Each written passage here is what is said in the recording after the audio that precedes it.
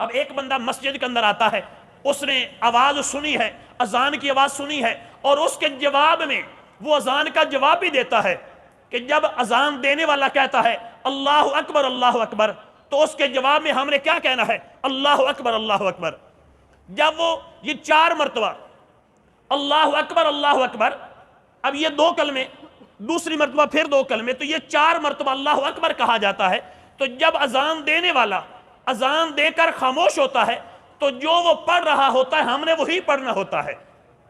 اشہد ان لا الہ الا اللہ، اس کے جواب میں اشہد ان لا الہ الا اللہ،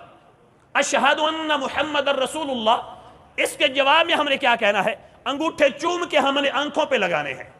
اور پہلی مرتبہ جو ہم نے پڑھنا ہوتا ہے، پہلی مرتبہ نام سن کر صلی اللہ علیہ کا یا رسول اللہ،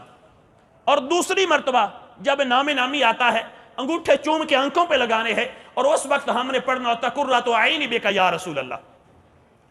اب یہ ہم نے پڑھنا، اس کے بعد حی علی الصلاۃ 2 مرتبہ کہا جائے گا، 2 مرتبہ حی علی الفلاح کہا جائے گا۔ ان کے جواب میں 4 مرتبہ ہم نے لا حول ولا قوۃ الا باللہ یہ کہنا ہوتا ہے۔ اس کے بعد پھر اللہ اکبر کہا جائے گا، اس کے جواب میں ہم نے پھر اللہ اکبر کہنا ہے، اور اینڈ پر لا الہ الا اللہ یہ کہا جائے گا، تو ہم نے بھی جواب میں یہی کہنا ہے۔ تو یہ گویا کہ ہم نے اذان کا جواب دیا اور لاکھوں نیکیاں ہم نے کما لی۔ ہماری زبان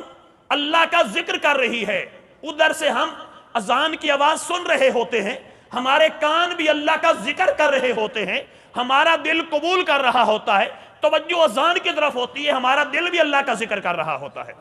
اور پھر اذان سن کر ہم نماز ادا کرنے کے لیے اللہ کے گھر میں حاضر ہوتے ہیں۔ تو جب ہم بازار میں چل رہے ہوتے ہیں ہمارا سارا جسم ہی اللہ کا ذکر کر رہا ہوتا ہے، ہمارے ہاتھ ہل رہے ہیں یہ بھی اللہ کا ذکر کر رہے ہیں، ہمارے پاؤں حرکت کر رہے ہیں یہ بھی اللہ کا ذکر کر رہے ہیں۔ اب ہم وضو کرتے ہیں، وضو میں جہاں جہاں وضو کا جو پانی ہے اعضائے وضو پہ پڑتا ہے وہاں کے گناہ اللہ کریم معاف فرما دیتا ہے۔ اب گویا کہ لاکھوں کروڑوں نیکیاں بندے نے کمائی ایک اذان سن کر، پھر اللہ کے گھر میں بھی چل کے آیا، اور پھر اس نے وضو بھی کیا ہے، وضو کر کے گناہوں سے پاک صاف ہو چکا ہے، اب وہ اللہ کے گھر میں